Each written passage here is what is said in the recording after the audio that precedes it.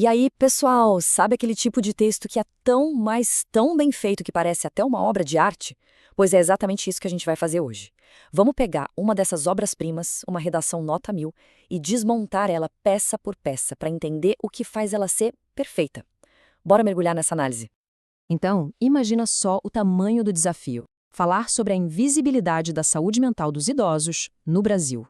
Poxa, é um tema que pede dado, sensibilidade, uma crítica afiada da sociedade. Como é que se começa a estruturar uma resposta para uma questão tão profunda? A resposta está aqui. A chave para a nota máxima é um argumento que não tem uma ponta solta. E foi exatamente isso que a redação que a gente vai analisar conseguiu fazer. Então, vamos descobrir, passo a passo, como essa estrutura genial foi montada. Ó, esse aqui vai ser o nosso roteiro. A gente começa entendendo o desafio, depois a gente vê a tese genial da redação, como os argumentos foram construídos com um repertório de peso, o poder das palavras, a solução proposta e, no final, a grande lição que fica. Bom, primeiro de tudo, vamos entender o cenário. O tema era esse: os desafios para garantir a saúde mental da população idosa. E, gente, os textos de apoio já mostravam que o buraco era bem mais embaixo. De cara, um dos textos já soltava essa bomba. Ele dizia que a depressão pega os idosos com mais força, muitas vezes por causa do abandono, daquele sentimento de não servir mais para nada. Pesado, né? E não era só uma impressão, não. Tinha número. Uma pesquisa do IBGE que estava lá nos materiais mostrava 13% dos brasileiros entre 60 e 64 anos têm depressão. Pensa bem, é muita gente. E calma que piora.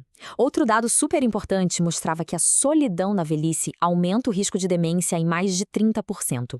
Ou seja, a solidão deixa de ser só tristeza e vira um problemão de saúde pública. Então, o desafio era gigante. Não adiantava só listar os problemas. A pessoa tinha que costurar esses dados todos, meter uma crítica social forte e ainda por cima propor uma solução que fizesse sentido. Tudo isso num texto só, coeso e que convencesse.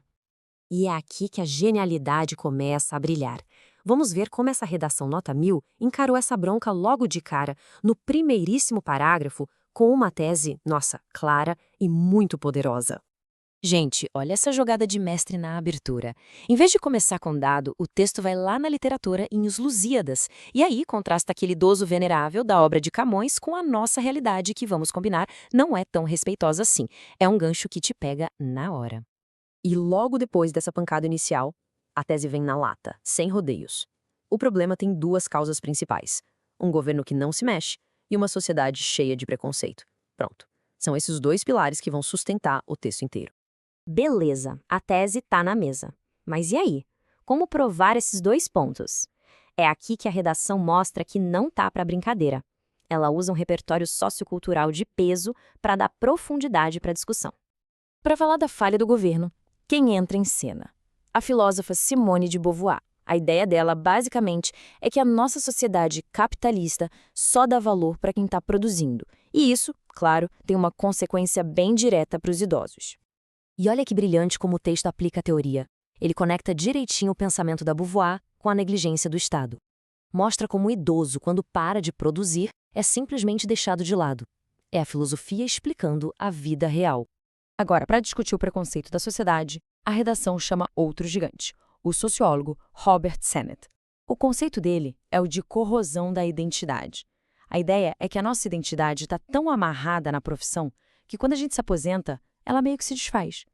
E, de novo, a aplicação é cirúrgica. O texto mostra como essa corrosão da identidade acaba levando à discriminação e à solidão. Ele conecta a teoria do Sennett com os dados do IBGE sobre depressão. É um quebra-cabeça e as peças se encaixam perfeitamente.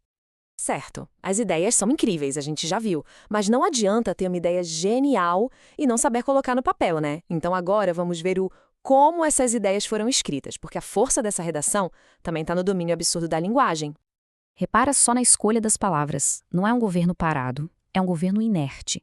Não é preconceito com o idoso, é etarismo. Palavras como outro sim, isso tudo dá um peso, uma precisão para o texto que faz toda a diferença. E a fluidez do texto também é impressionante. Os conectivos são como um GPS que guia quem está lendo. As frases não estão jogadas, elas são amarradas. Começa com nessa perspectiva, aí adiciona com ademais, a leitura desliza e o argumento fica cada vez mais forte. Ok, depois de um diagnóstico tão bem feito, a redação chega no seu grande momento, a proposta de intervenção.